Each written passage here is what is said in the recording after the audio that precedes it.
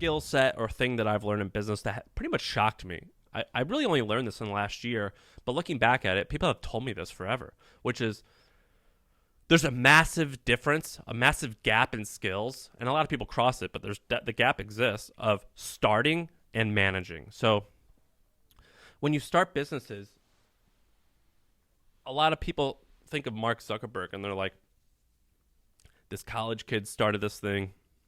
He was 20 when he started it. Now he's only 30 or he could be 25 still. And he manages 10,000 employees. He hired the best people in the world from Princeton and Stanford and Harvard. And he stole people from Amazon, the brightest minds on earth.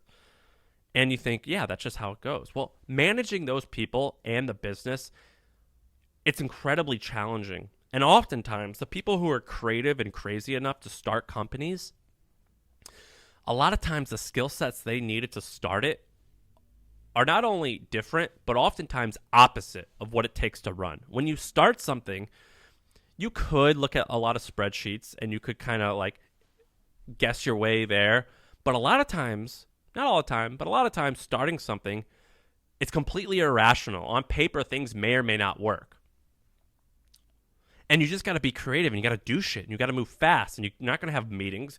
You're not going to talk to people about stuff. You're just going to move quickly and you're going to execute and you're going to do it. And it's a very creative process. It's almost like creating a piece of art. Like maybe there's some equation that says like the perfect rectangle looks this way. But a lot of times there's just Picasso who just says, fuck it, this is interesting to me. I'm doing this. And sometimes it works. That's kind of what starting a business is. But managing a business is a lot different. And so at our company, I did a pretty good job of getting us to about $1 million a month in sales. But towards the ends of that, I was breaking. I was doing horrible. I was not good at managing it, and I was very unhappy. And so we hired, one of my first hires was this guy named Adam, who I went to high school with. And he's now president of our company, and he runs a lot of the day-to-day stuff. So I'm like, he's like sandwiched in the middle, whereas I'm really good at thinking of these really high-level ideas, and I'm also really good at going in at the very bottom and just being an individual contributor and creating interesting things. I'm not always great at managing the day-to-day of what's going on. I bet I could get good at it, but it just really doesn't interest me. And that was really hard to learn. And I struggled with this for years. Like I said, I hired a CEO coach. We have a handful of really great angel investors, and I kind of talked to them, and I'm like, I don't know what to do here.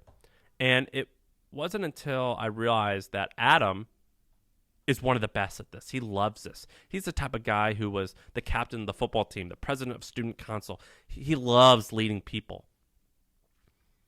And it kind of hit me. I'm like, man, the way that I sometimes don't understand why people are unwilling to start something or how on earth they're afraid of starting. I am kind of like that on the other end with managing. There's people who, whether it comes naturally to them or they've just worked on this skill set, they're really good at it. And so in a way, I was wearing this backpack that was full of weight and I hated carrying it on my shoulders. I just took out some of the weight and I put it in Adam's bag, and he loves carrying it. And so through this process, I mentioned earlier, we have HustleCon speakers.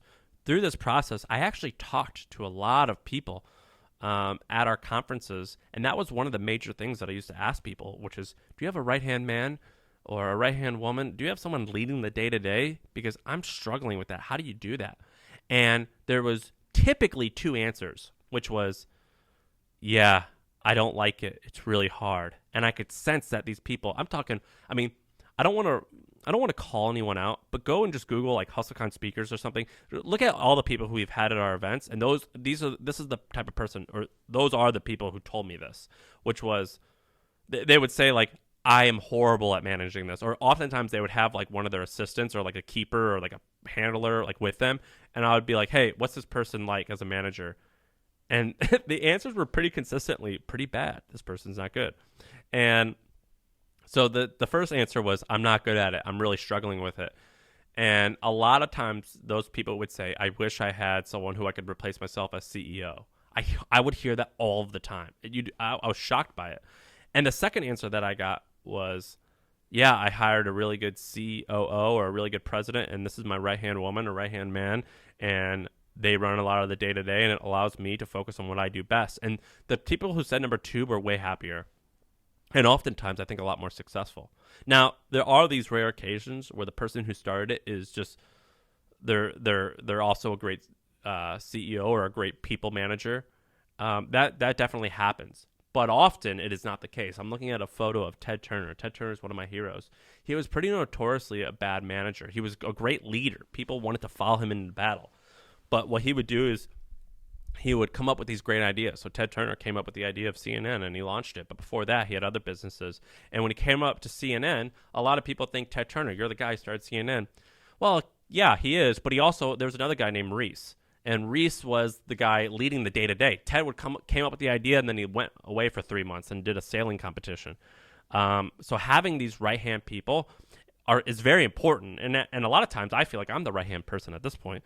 But I think that it's really important to understand the difference between starting and managing. I mean, for a long time, it was normal they would call them gray hairs. It was normal to get a gray-haired leader to come in for a startup. So these young people would come up with this idea for this great tech company, and then the investor would say, all right, let's go hire a CEO. And that is not popular right now, but I think it should be. I think it's actually quite effective. Maybe not CEO, but you definitely need this team of experienced people. And so the reason why I brought this up is it's something that most people I've found struggle with, but there's not a lot of resources out there, not a lot of people talking about it. And so I think it's really important to learn this. Ultimately, this skill set comes down to delegating. And there's 4 resources that I'll have that I've liked. The first one, I don't like the name of the book, but it's very helpful. It's by a guy named Felix Dennis. Felix Dennis, he was this, he's dead now. He died a few years ago, maybe 10 years ago. He's kind of like Richard Branson, but more vulgar. He was a British entrepreneur. He started Dennis Publishing, which launched Maxim Magazine, which launched a ton of great titles. It's still like a $200 million a year business. He also launched Micro Warehouse, which basically before Amazon was around, it was like Amazon for software, and it was a huge multi-billion-dollar publicly traded company. So very successful entrepreneur, close to a billionaire. And so this is why I don't mind his book being titled so horribly. It's called How to Get Rich. And the reason why I don't mind it is because he was really successful. He wasn't this like get rich quick guy. And in that book, he does a great job of talking about delegating. And that book, I use it as a reference book. I read all the time about how to work with people. That's my go-to. The second one is I like the 1 Minute Manager. Just Google it. You'll find it. It's a great book on managing. The third thing is the 5 Dysfunctions of a Team.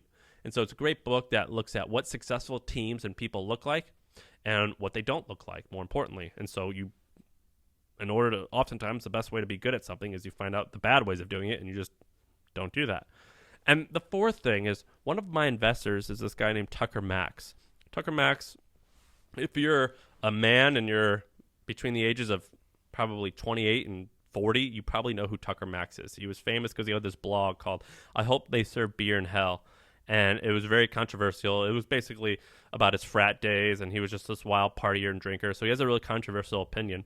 But after he's in his 40s now, so he's no longer a kid, but he's really thoughtful at this point. He's kind of turned his image around, and he has a great blog where he talked about firing himself and replacing himself as CEO, and it's maybe like a 12-part blog. It's really good. I would highly recommend everyone reading it.